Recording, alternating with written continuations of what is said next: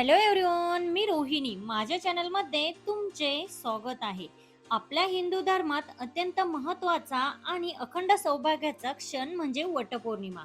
आपल्या पतीला उत्तम आरोग्य आणि दीर्घायुष्य लाभावं आणि 7 जन्मी हाच पती मिळावा यासाठी सर्व सुहासिनी अत्यंत श्रद्धेने हे व्रत करतात. यंदा म्हणजे 2026 मध्ये वटपौर्णिमा कधी आहे, वटपौर्णिमा तिथी कधी सुरू होते आणि कधी संपते आणि पूजेचा सर्वात उत्तम आणि शुभ मुहूर्त कोणता, तसेच या दिवशी कोणते विशेष योग जुळून आले आहेत आणि या दिवशी कोणत्या रंगांना विशेष महत्त्व आहे, कोणत्या रंगाच्या साड्या घालाव्यात, कोणत्या रंगाच्या साड्या घालू नये, या दिवशी काय करावे आणि काय करू नये, अशी संपूर्ण वटपौर्णिमेची माहिती आजच्या व्हिडिओमध्ये मी तुमच्यासोबत शेअर करणार आहे. त्यामुळे व्हिडिओ हा स्किप न करता शेवटपर्यंत पहा. सर्वात आधी जाणून घेऊया वटपौर्णिमा कधी आहे. तर या वर्षी ज्येष्ठ महिन्यातील पौर्णिमा तिथीनुसार वटपौर्णिमाचा सण हा 29 जून 2026 मध्ये वार सोमवार या दिवशी साजरा केला जाणार आहे. पौर्णिमा तिथीचा प्रारंभ हा रविवार 28 जून 2026 रोजी उशिरा किंवा 29 जूनला पहाटे 3:06 होणार आहे. वटपौर्णिमा तिथीची समाप्ती ही मंगळवार 30 जून 2026 रोजी पहाटे 5:26 होणार आहे.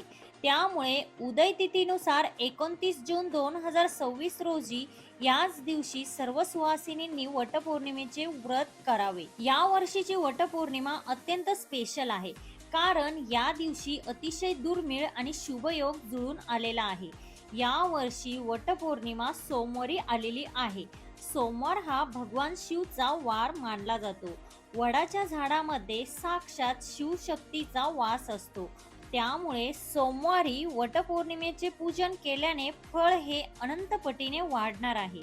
ज्योतिषशास्त्रानुसार या दिवशी आकार मंडलात शुभ योग आणि सौभाग्य योग निर्माण होत आहेत. हा योग वैवाहिक जीवनात सुख समृद्धी आणि पती पत्नींमध्ये प्रेम वाढवण्यासाठी अत्यंत फलदायी मानला जातो. ही ती स्थिती आहे ज्या दिवशी सती सावित्रीने आपल्या दृढ संकल्पनेने आणि बुद्धीच्या जोरावर यमराजाकडून आपले पती सत्यवान यांचे प्राण परत आणले होते.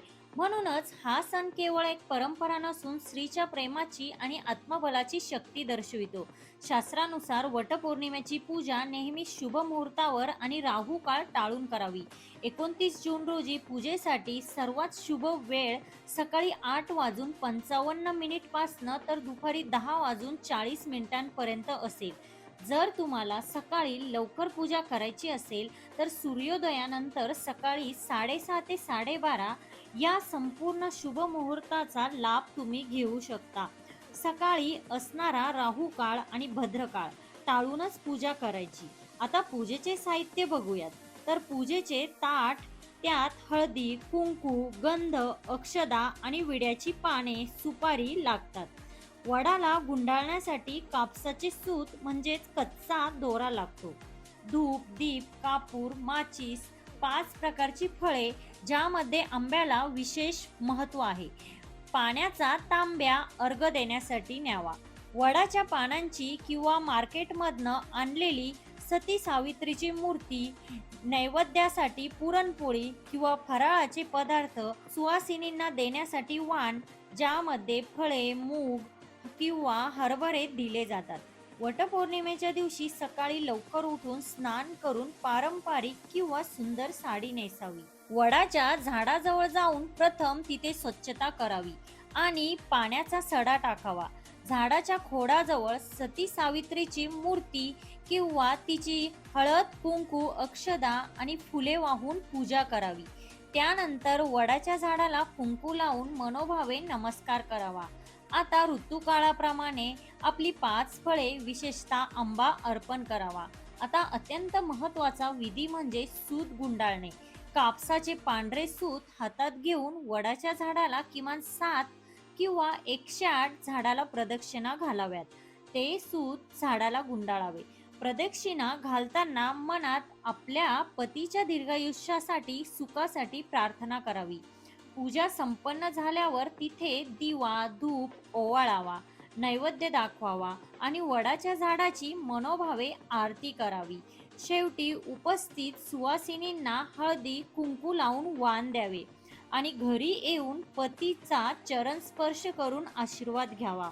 अशा पद्धतीने आपल्याला वटपौर्णिमेची पूजा करायची आहे.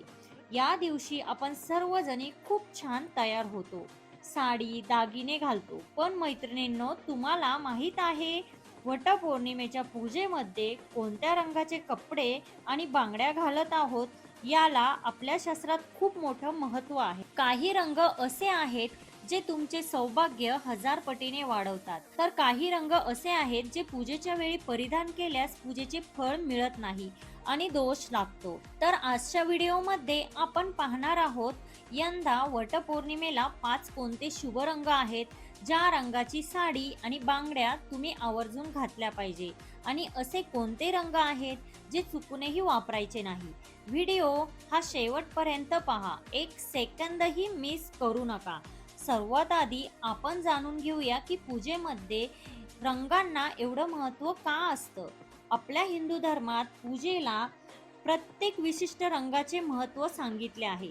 रंग हे केवळ दिसायला सुंदर नसतात, तर त्यांच्यामध्ये एक विशिष्ट ऊर्जा असते.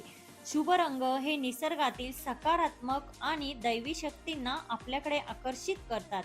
जेव्हा आपण वडाच्या झाडाची म्हणजे साक्षात ब्रह्मा विष्णू महेश शिवची पूजा करतो, तेव्हा आपल्या अंगावर पूजेची सकारात्मकता ते आपल्या शरीरात आणि मनात संक्रमित करतात.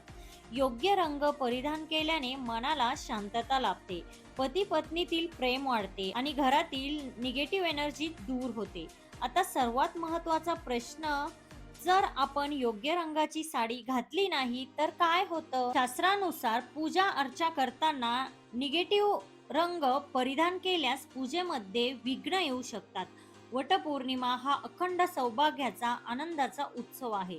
जर आपण चुकीचे किंवा अशुभ रंग परिधान केले तर निगेटिव्हिटी वाढते. नटण्याच्या आनंदात रंगांची चूक अजिबात करू नका. चला आता जाणून घेऊया ते शुभ रंग कोणते.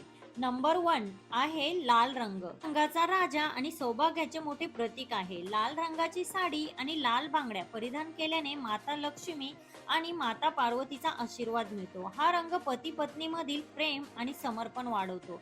नंबर 2 हिरवा रंग. हा निसर्गाचा आणि समृद्धीचा रंग. या वटपौर्णिमेला हिरवी साडी हिरवा चुडा अत्यंत शुभ मानला जाईल. हा रंग कुटुंबात आनंद आणि वंशवृद्धीचे प्रतीक आहे.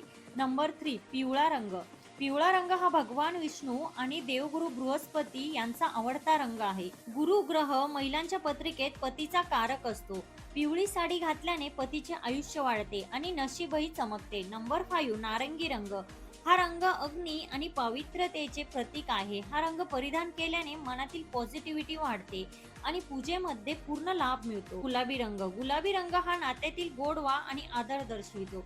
जर तुम्हाला खूप डार्क कलर आवडत नसेल तर गुलाबी आणि राणी कलरची साडी आणि बांगड्या नक्कीच घालू शकता. आता सर्वात महत्त्वाचं म्हणजे वटपौर्णिमेच्या दिवशी काळ्या रंगाची साडी आणि बांगड्या चुकूनही वापरू नका. हिंदू धर्मात कोणत्याही शुभ कार्यात किंवा सौभाग्याच्या क्षणात काळा रंग अशुभ मानला जातो. काळा रंग हा राहू केतू शनीशी संबंधित असून तो राहूची नकारात्मकता आकर्षित करतो. हा रंग दुःखाचे प्रतीक मानला जातो. यामुळे वटपौर्णिमेला काळी साडी, काळी बॉर्डर असलेली साडी किंवा काळ्या बांगड्या अजिबात घालू नका. तसेच पांढरा रंग देखील सौभाग्याच्या पूजेत वापरत नाही, त्यामुळे तोही टाळा. साडी सोबत बांगड्यांनाही तितकेच महत्त्व आहे. वटपौर्णिमेला तुम्ही लाल किंवा हिरव्या रंगाच्या काचेच्या बांगड्या आवर्जून घाला. काचेच्या बांगड्यातून निघणारा ध्वनी वातावरणात पवित्रता निर्माण करतो. पूजेच्या वेळी हातात किमान 2 किंवा 4 बांगड्या नक्की असाव्या. तर मैत्रिणींनो, या वटपौर्णिमेला या 5 शुभ रंगांपैकी तुमच्या आवडीचा रंग निवडा आणि तुमची पूजा यशस्वी करा. व्हिडिओ आवडला असेल तर लाईक करा आणि तुम्ही या वटपौर्णिमेला कोणत्या कलरची साडी नेसणार आहात कमेंट नक्की करा. तुम्हाला सर्वांना वटपौर्णिमेच्या खूप खूप शुभेच्छा.